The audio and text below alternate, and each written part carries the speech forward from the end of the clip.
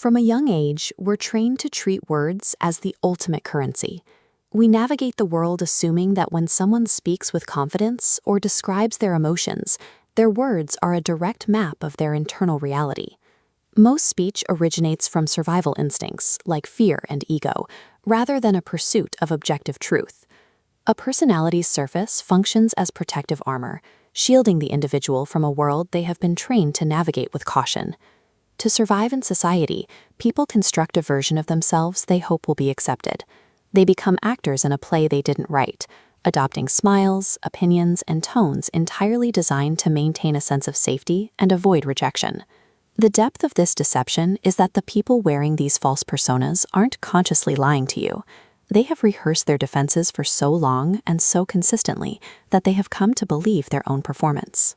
Friedrich Nietzsche observed that every profound spirit needs a mask. He offered this as a warning to those who might study human behavior. Never confuse the heavy, imperfect armor a person wears with the fragile human dwelling underneath it. These masks are never seamless. Under pressure, they inevitably slip, and the truth leaks out through the fissures. A sudden nervous laugh, an unnatural pause before answering, or a rapid defensive shift in vocal tone. To read someone accurately, we must stop focusing on their carefully rehearsed vocabulary and start watching for the moments they look away or dodge a subject. The key is in the physical and conversational tension. That tension marks the exact spot where the rehearsed actor fails. It is the moment where the performance dies and the real person is finally exposed. Extreme performative behavior operates as subconscious camouflage. Loudly proclaiming purity or boasting is vanity in disguise, terrified of being overlooked. Even unshakable confidence works to smother an internal sense of guilt. Real peace does not perform. Exaggeration acts as the ego's volume dial. When someone relies on absolute statements, claiming they never care what others think, they crank up the volume of the sentence to drown out whispers of their own doubt. The pattern is consistent across all extremes. When a public performance is overwhelmingly loud, it is rarely a display of power. It is a desperate whisper of need.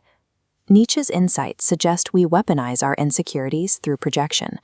Relentless criticism is often a forced confession of the speaker's own self-hatred, directed outward to avoid the pain of internal reflection. The person who mocks emotional vulnerability in their peers is often fighting a losing, secret war with their own feelings. They attack in others what they are most afraid to admit exists within themselves. This is the engine of envy. We reflexively try to destroy the people who embody the exact freedoms or traits we desperately desire but have denied ourselves. To understand someone, trace the line of their judgment backwards. What a person hates in others acts as a map pointing directly to their own most hidden pain. Significant revelations often reside in the empty spaces. When someone dodges certain topics, pauses too long, or offers short, rehearsed replies to deep questions, their silence speaks with more clarity than their words. The same dynamic applies to the need for control. The micromanagers, the people who dominate schedules and demand absolute order in their external environments, are frequently reacting to an inner psychological world that feels completely chaotic. Both the avoidant silence and the obsessive control stem from the same root.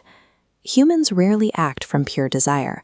We are driven by the deep subconscious fear of loss, humiliation, or abandonment.